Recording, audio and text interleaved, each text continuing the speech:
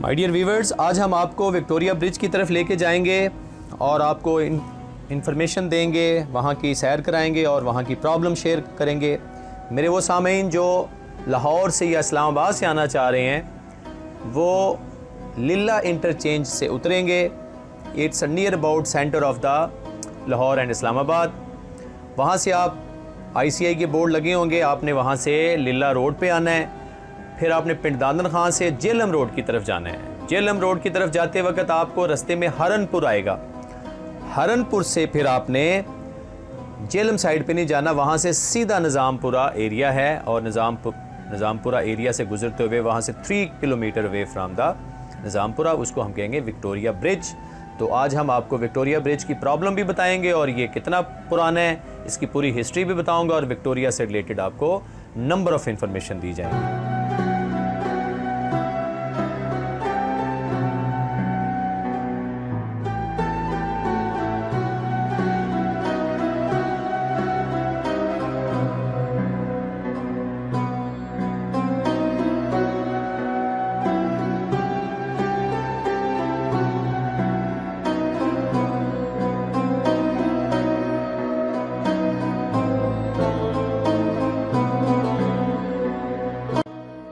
Dear audience, I am standing here, Victoria Bridge, which is near to the people see suffered a lot of difficulties. There is no train service over here. So please, I want to explain a little bit about Victoria. Edward and Victoria Maria married and they just gave a birth of Victoria. Victoria, when only few months, near about 7 months old, so Victoria grown up in a very difficult situation without love. तो मैं अपने मौजूद सामीन को थोड़ा सा Victoria के मतलब बताऊं। When she became 17 years old, she met Albert.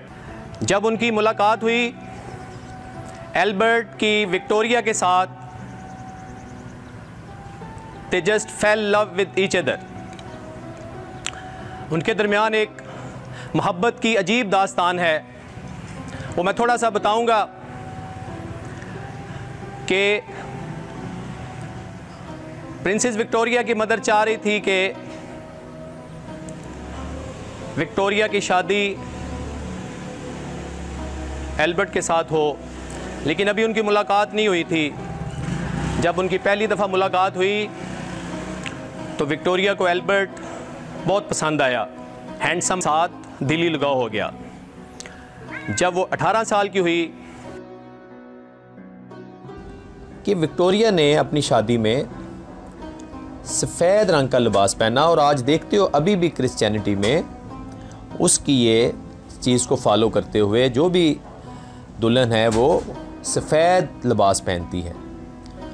और जब एल्बर्ट की डेथ हुई 1860 में, क्योंकि इनका आपस में बहुत प्यार था, बहुत मोहब्बत थी और बहुत खुशहाल ज़िंदगी गुजार रहे थे।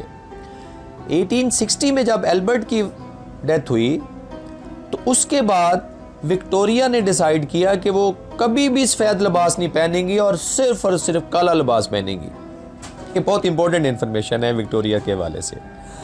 और फिर उसने साबित किया, बहुत सारी प्रपोजल आई, बहुत सारे लोग कहते थे कि आप रीमैरिज कर लें एंड सो ऑन, लेकिन विक्टोरिया ने दोबारा शादी नहीं की और उसने सारी ज़िंदगी स्याह लिबास पहना। और जो सबसे इम्पोर्टेंट है, उसने कहा कि मुझे एल्बर्ट के साथ ही दफनाना और मेरा हाथ एल्बर्ट के साथ हाथ में डाल देना। विक्टोरिया ने अपनी इस अर्ली एज में बड़े खूबसूरती से स्टेट के मामलात को चलाया। मैं ये सारी हिस्ट्री आपको ये इस विक्टोरिया ब्रिज पे आगे इसलिए विक्टोरिया की बता रहा हूँ कि ये इस विक्टोरिया ब्रिज की एक लॉन्ग लास्टिंग हिस्ट्री है। फॉर सेंचुरीज अगो ये ब्रिज आप देख रहे हैं विक्टोरिया के नाम से है। विक्टोरिया ने जब 1837 में स्टेट संभाली, हुकूमत संभाली, तो देखते ही देखते वो इस पूरे हमारे इस मिडल ईस्ट वाला एरिया, इंडो पाक जिसको हम कहते हैं, ये सारा उसके अंडर था। उसने बहुत सारी रिफॉर्म्स की, industrial reforms, social reforms, educational reforms, और ये जो ब्रिजेस का सिलसिला आप देख रहे हैं, it's a very strong bridge, very antique bridge.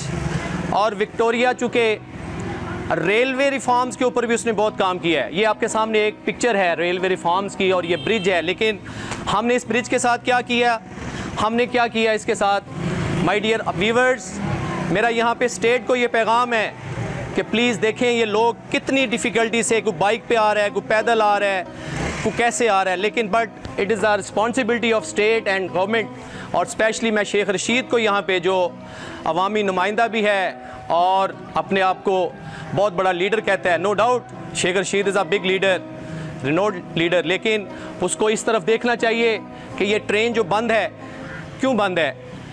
क्या ये they are not a part of state? ये लोग इस मुल्क का हिस्सा नहीं है, ये लोग इस मुल्क का हिस्सा हैं। तो मेरी दरख्वास्त है शेख रशीद से भी कि पर्सनली इस विक्टोरिया ब्रिज को देखे और देखे ये ट्रेन क्यों ऑफ की हुई है, पीपल्स को क्या प्रॉब्लम्स हैं। लोग, अभी आपको मैं दिखाऊंगा माय डियर ऑडियंस व्यूअर्स, कि लोग बेचारे कैसे सफ़र कर रहे हैं अपनी बाइक्स को, अपनी ट्रैक्टर्स को, अपनी गाड़ियों को, they just load on the boats, और वो एक एज से दूसरे एज पे कैसे लेके जा रहे हैं। It's a totally risk. लेकिन बट चूँकि आम से लोग हैं, लेमैन हैं, उनकी कोई सेइंग नहीं है, उनको कोई पूछता नहीं है, क्योंकि स्टेट में एक डिस्पैरिटी है। तो मैं उस डिस्पैरिटी को हाईलाइट करने के लिए मैं यहाँ पे आया हूँ, इस विक्टोरिया ब्रिज पे आया हूँ। मेरे कुछ कोलीग्स भी हैं खेड़ा से, वो भी अक्सर ये कंप्लेन करते हैं कि यार हम जब भी जाते हैं Malakwal, we have a lot of difficulties to cross this bridge.